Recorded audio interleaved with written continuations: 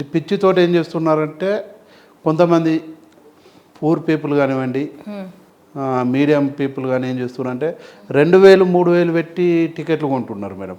బ్లాక్లో first day చూడాలి, అది ఒక క్రేజ్గా అన్నట్టు చూస్తున్నారు.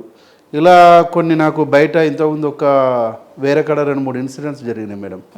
మనం ఏదైనా ఒక్కటి ఈ నా గురించే మేడం, వేరే వాళ్ళ గురించి కాదు కానీ మన గురించే ఎంత సినిమాకు అట్రాక్ట్ అవుతున్నాం, అసలు మనం ఏం రాద్దాం, అసలు జనరల్గా అసలు మనం అనుకునే ఫీలింగ్ ఏంటిది, అక్కడి నుంచి వచ్చే రెస్పాన్స్ ఏంటిది అనేది ఒకటి పాట రూపంలో రాయడం జరిగింది మేడం.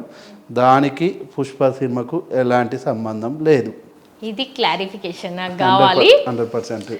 సో అందరూ వింటున్నారు కదా, పుష్ప 2కి ఈ సార్ రాసిన టికెట్ 2 అనే సాంగ్కి అసలు సంబంధమే లేదు. ఆయన ఎప్పుడో అనుకొని రాసిన పాట కరెక్ట్గా ఈ సిచ్యువేషన్లో ఆ పాటను విడుదల చేయడం జరిగింది. అందుకని చెప్పేసి అందరు అనుకున్నారు మీరు దాన్ని ఉద్దేశించి రాసిరా. యాక్చువల్ ఆ పాట ఫస్ట్ డే వెళ్ళలే మేడం, జస్ట్ 6K మాత్రమే వెళ్ళింది. 6000 వ్యూస్ మాత్రమే వెళ్ళింది. నేను 4:30కి రిలీజ్ చేశాను, 4:30 5 o'clock రిలీజ్ చేసిన పాట.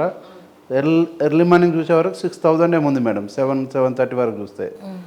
ఇక 7 నుంచి వాళ్ళు కొంతమంది పొలిటికల్ గ్రూప్స్ వాళ్ళకు ఈ కొంతమంది ఈ పాట నా పాటను వాడుకొని విపరీతంగా షేర్ చేయడం, వాళ్ళకి నచ్చినట్టు ఒక్కటే రోజు దగ్గర 1000కి దగ్గరలో కామెంట్స్ వచ్చినాయి మేడం. ఇన్స్టాలో నాకు తెలిసి నేను వాచ్ చేసిన ఒక 6000 పేజీల వరకు ఇన్స్టాలో మన సాంగ్ పెట్టేశారు.